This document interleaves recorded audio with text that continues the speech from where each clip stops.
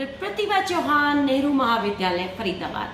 प्यारे विद्यार्थियों, आप खुश रहें, स्वस्थ रहें और सफलता की नई नई ऊंचाइयां छुएं, नए नए मुकाम हासिल करें, ऐसी मेरी शुभकामनाएं हैं आपके लिए। और कोरोना के चलते आप सभी घरों में हैं और इसलिए उच्चतर शिक्षा निदेशालय पंचकुला पूर्ण रूप से प्रयासरत है कि वो तकनीकी माध्यम से आपके लिए ऑनलाइन शिक्षा की गतिविधियां जारी रख सकें, ताकि हमारे विद्यार्थी अपनी शैक्षणिक गतिविधियों को जारी रखते हुए और अपनी पढ़ाई में आगे बढ़ते हुए और अपना शैक्षणिक लक्ष्य हासिल करें। इसी कड़ी में मैं आपके लिए लेकर आई हूँ अज्ञे जी की कविता सूनी सी सांझ की सप्रसंग व्याख्या। सूनी सी सांझ कविता में अज्ञे ने जो है सांझ का मानवीकरण किया है। सूनी सी सांझ, हालांकि सांझ प्रकृति का एक बहुत सुंदर रूप है, लेकिन वो सूनी है। वो सूनी क्यों है? क्योंकि उसकी स्वाभाविकता को, उसकी सौम्यता को, उसकी सुंदरता को शहरीकरण ने छीन लिया है। और इस कविता के माध्यम से अज्ञे यही कहना चाहते हैं और इसलिए उन्होंने सांझ को सूनी कहा है।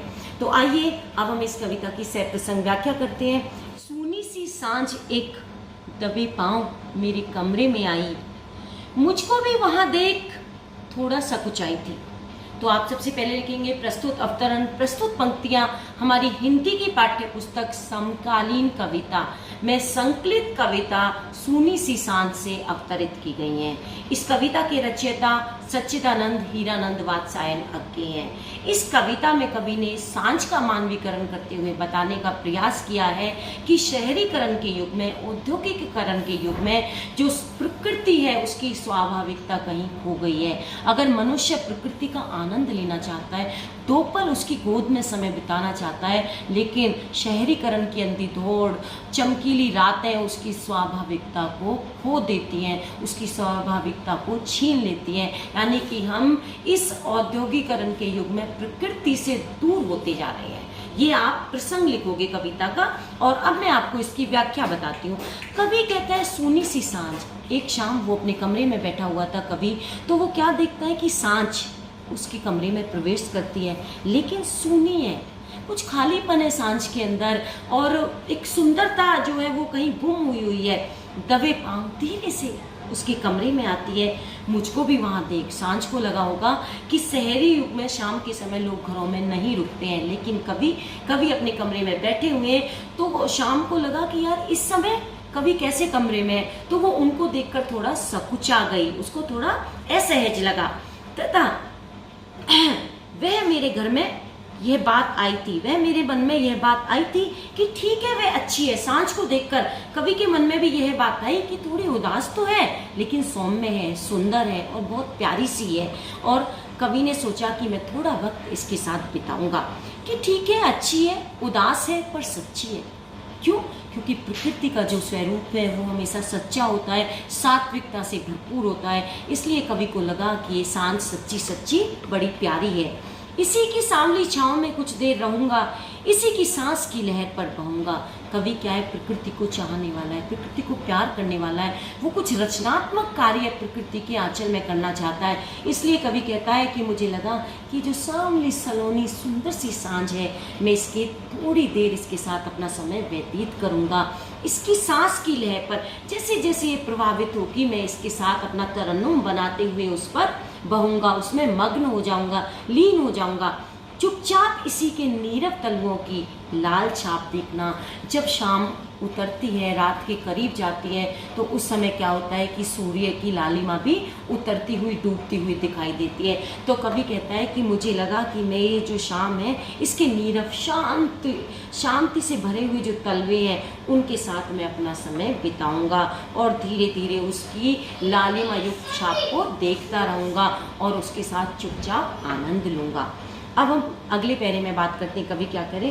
पर लेकिन कवि ने जो सोचा ऐसा नहीं हुआ। कवि बहुत उदास है, उसको लग रहा है कि ये प्रकृति का सामीप्य मुझे नहीं मिल पाया। पर उस सलोनी के पीछे घुस आई बिजली की बत्तियां। जैसे ही शाम ने प्रवेश किया, उसके साथ कभी अपना समय नहीं बिता पाया। उसके साथ में क्या हुआ? घुस आई बिजली की बत्तियां, बेहया धड़धड़ गाड़ियों की मानुषों की खड़ी खड़ी बोलियां।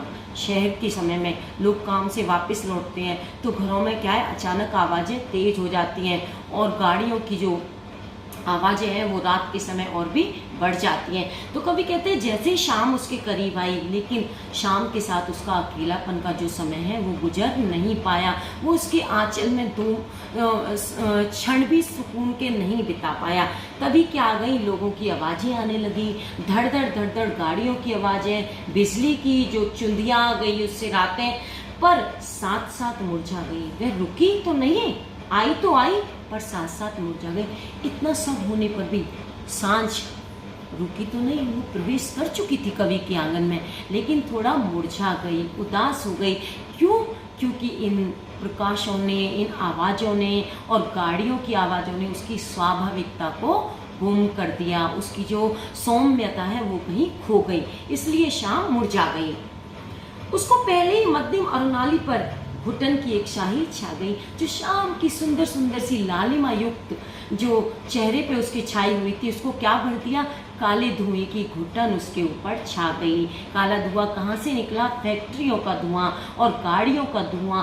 उसने शाम की सौम्यता को नष्ट कर दिया।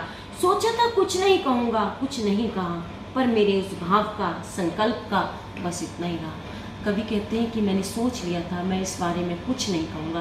किस बारे में? कि ये जो सांझ की सौम्यता नष्ट हुई है, इसके बारे में उनको कुछ नहीं कहना, लेकिन उस भाव का, संपल्प का इतना ही रहा। उस समय की जो याद है, उस समय की जो उनकी दुखद स्थिति है, उसके बारे में कवि कहते हैं कि बस इतना ही रहा कि वो उसके बारे में कुछ नहीं कह पाए और ना उनको कहना था। यह नहीं वह न कहना था जो कि उसको उदास पर सच्ची लुनाई में बहना था। कभी कहते हैं मुझे कोई मतलब नहीं है किसी गाड़ियों की बातों से, औद्योगिकरण से और चमकते प्रकाश की चूंधियाती हुई जो प्रकाश की बातें वो मुझे नहीं करनी थी। मुझे सिर्फ जो मेरी सात्विक सी शाम थी, सलोनी शाम थी, मुझे उसकी लुनाई में, उसकी सुंदरता में बहना था। यानी कभी कुछ आनंद के पल उस शाम के साथ, सलोनी सांझ के साथ बिताना चाहते थे, जो अपने ही अपने न रहने दे, तद्गत हो सहना था। मुझे तो उस शाम में गुम होना था जो मेरे अस्तित्व को जो है मुझ में से विलीन कर दे और कहाँ कर दे, मुझे प्रकृति के करीब ला दे। मुझे उस सांझ के साथ बातें करनी थी। यह तो बस रुंध कर चुप रहना था। अब तो क्या है, मेरा गला रुंध गया। यानी प्रकृति के सामीप्य में जो मेरे अंदर से नवीन शब्द फूटते, मैं कोई नई रचना लिख पाता, वो मेरे अंदर ही अंदर घुट कर रह गई। क्यों? क्योंकि मुझे प्रकृति का सामीप्य नहीं मिला। यूं न जाने कब कहाँ वह सांझ, और फिर क्या हुआ कि वो सांझ धीरे से न जाने कब कहाँ ओझल हो गई। कौन कहा गया उस शाम को? उस शाम की स्वाभाविकता को खत्म कर दिया आज के शहरीकरण ने, यांत्रिकता ने उस सांझ की स्वाभाविकता को गुम कर दिया। और मेरे लिए ये सूने रहने की, रीते न होने की बांझ अनुकंपा समाज की कितनी बोझल हो गई है। और कवि कहता है कि मेरे लिए सबसे दुखद पहलू है कि मुझे समाज ने रीते न रहने दिया, मुझे सूना न रहने दिया। अगर समाज मुझे इस मेरी प्यारी सी प्रकृति की जो सांझ है, शाम है, इसके साथ कुछ क्षण बिता लेने देते तो शायद मैं कुछ नवीन रचना पैदा कर लेता। और अब क्या है, एक बांझ अनुकंपा। समाज ने मुझ पर ऐसी कृपा की कि मैं एक बांझ अनुकंपा है, उसकी इस कृपा के कारण मैं कोई नवीन रचना नहीं कर पाया। अगर ऐसा मेरे साथ नहीं होता तो प्रकृति की गोद में, प्रकृति की आंचल में मैं कुछ नवीन रचना करता, कुछ सकारात्मक करता। तो यहाँ कवि ने अपने दुखद पहलू को व्यक्त किया है कि मनुष्य किस तरह से प्रकृति से दूर होता जा रहा है और प्रकृति से दूर होने के कारण उसकी स्वाभाविकता होती जा रही है और उसको दो पल सुकून के नहीं मिलते हैं कि वो प्रकृति के साथ आनंदित हो सके। इसमें हम कहेंगे कि कवि ने युग बोध का परिचय दिया है कि आज आधुनिक युग में प्रकृति के पास होना, करीब होना भी मनुष्य के लिए एक बहुत बड़ी चुनौती है। मुझे पूरा विश्वास है मेरे प्यारे विद्यार्थियों को ये कविता समझ आई होगी। और अब हम मिलेंगे इस कविता के प्रश्न उत्तरों के साथ। आपको ढेर सारी शुभकामनाएं डॉक्टर प्रतिभा चौहान की तरफ से। धन्यवाद।